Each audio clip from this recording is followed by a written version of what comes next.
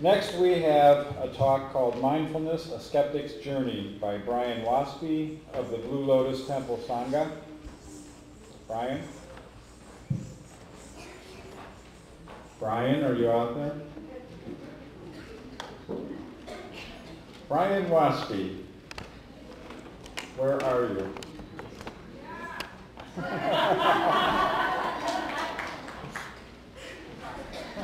had to move the car, and then I was pretty sure that they were going to tow it. Hi, Monty. Nice to see you. I think I have a... Is this that one is? I have some, I have my notes somewhere.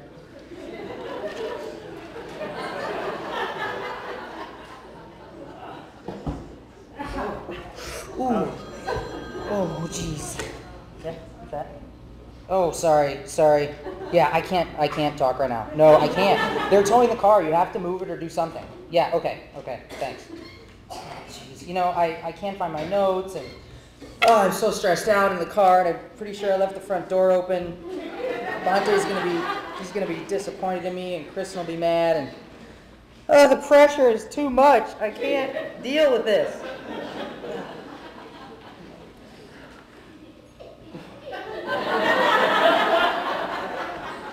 Does that sound like anybody you know? Maybe yourself on some days? You know, that was me prior to finding Blue Lotus Temple, sort of running from one thing to the next, not really sure where I was or what I was doing, and you know, I don't know if it's fair to say that was me. I think without my regular practice, I might sort of default back in that direction. For me, meditation and mindfulness is a little bit like going to the gym. You know, when you're doing it every day, and you're sort of used to it, your body craves it and you look forward to it, but then you get lazy, or maybe it's cold outside, or you're tired, and then it gets harder to go. That's me. So when Bhante asked me to speak today, my first response was me. Kind of a relatively new Sangha member, and my path to getting here may not have been traditional. And maybe I thought there's not much noteworthy about my story. And then I thought, well, maybe that's the point. So we're going to do a little experiment, just by a show of hands. Who came here with their significant other today? Okay, now keep your hands up. How many of you would probably not have come without some gentle persuasion from your significant other? Okay, did anybody just get elbowed in the ribs, or maybe not tell the truth? That's kind of how I came to find the Blue Lotus Temple. My wonderful fiance here, Kristen, started coming to meditation up in Lake Geneva, and she went for about a year and kept asking me to go with her. Please come to meditation with me. I'm mindful. I don't need meditation. I'm very well, happy and peaceful. I'm fine. I'm gonna, go in the garage and you go do your meditation thing, and I'll see you later. My only exposure to meditation was maybe when I was going to school for the sciences, hearing the quote from Einstein. I'm not a religious person, but if I were, I'd be Buddhist. And then some years ago, I saw that Time magazine article that had the monk with all the electrodes hooked onto his head, and they were doing some experiments about happiness and mindfulness. And I thought, maybe there's something to this. It's not going to hurt me. Okay, fine. I'll go with you. So I came. And I'll never forget the first time I came here was actually to the church. And Bhante Sujanta was here that night. And I walked in, no idea really what to expect other than I'm here to sort of try out some meditation. And there he was, it was the first time I'd actually interacted with a monk, and I wasn't sure what to do or what to say. And there he was with this huge smile on his face. It's instantly disarming. And so then I stood there with this big grin on my face, not really knowing what was next. And it was so welcoming. It was easy to come, and that it was easy to get there. What happened next was a little more challenging for me. That's the part where you sit down and you don't talk for like 30 to 40 minutes. And, thankfully Bhante was there sort of coaching everyone. Try and relax, thoughts enter your mind, just let them go. And I'm thinking, this is like a radio station on Seek for me. on high volume, one thing to the next. There's music playing, literally. I'm thinking about breakfast, and that I may have actually left the front door open. You know, a million thoughts going through my head, and at the end of that session, it hit me, wow, I might actually have a little work to do on mindfulness. So I think what it's become for me, to sort of paraphrase something Bhante said to me once, is, you know, meditation practice is really the training.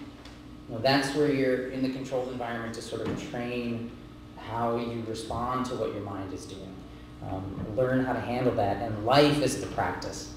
You know, we're out in life, there's a million things flying at us from 100 directions. I think that's where you get to practice what you've trained during meditation. That's what it is for me. So with some time and some patience, I've been able to sort of, you know, I don't want to say control my mind, that's not the right way to say it, but maybe not let it control me would be a better way to say it, to sort of recognize what's happening inside of me at any given moment. And the effects of that, certainly my home life with Kristen is much better. I don't think I'm so ornery, or maybe I don't get ornery quite so easily. Sleep better, I'm calmer, more peaceful. It's all the things that you hear about, or in my case, read about in Time magazine, that are some of the benefits from meditation. One of the most interesting, I think, is at work. You know, a lot of people in a high-stress work environment out there, at least some days, you know, people come running up to me, sort of frantic about something that's happening, and, you know, I'm calm. I didn't realize this was happening to me until people started saying, "Why are you so calm?" Or, "How do you stay so calm?" You know, I sort of laugh, and I think, geez, you should have seen me, you know, a year ago or 6 months ago. And my answer to them, hopefully maybe you guys can find something in this, my answer to them is, you know, to me, I try to be the eye of the hurricane. You know, life is the hurricane. There's a million things happening around me all the time. There's work and pressures and commitments and family and things to do. But it's nice to be that peaceful part in the middle. You don't have to be in the middle of the storm. And so to me, that's what I have personally found at the Blue Lotus Temple. And you know, the last part is how it affects others isn't something I banked on. You know, those same people that I work with come running up frantic, and they sort of bump into me, and they just say, "I have a hurricane," and then off they go. But it's a start. So something else that was mentioned, I just want to give my take on real quick, the concept of noble friends, a term that Bhante Sujatha introduced me to. To me, that's, you know, the types of friendships that I've made here at the Blue Lotus Temple. It's people that are on, you know, that similar internal path, I guess I would refer to it as. People who are also looking for that lasting happiness or just a little bit of peace in their life, trying to find a way to sort of calm themselves. That's how I know it's a different journey for everyone, but to me, that's what the noble friends are. The people that, you know, I sit with on Monday nights here and try to find that path. And also the last thing is, you know, what the Sangha is to me is the community. And I'm thinking, here we are, you know, right just about in the middle of the Midwest, in Woodstock, Illinois. We don't just have one monk from Sri Lanka at our disposal, we have several. And I just think we're so fortunate to have that. And, you know, as Bhante said earlier, I think sometimes their sole purpose is to help us and to be there for me, to help me find happiness and peace. And to have someone in your life like that is fantastic. To have several is amazing. So the last thing I'll say to everyone is, I just encourage you, if you're the hardcore skeptic, like I certainly was, maybe give it a try. You know, the Blue Lotus has a fantastic website that have events on there. There are book clubs, meditations happening almost every day around Illinois and Wisconsin. And just come see us. That's all I can say. May you all be well, happy, and peaceful. Thank you.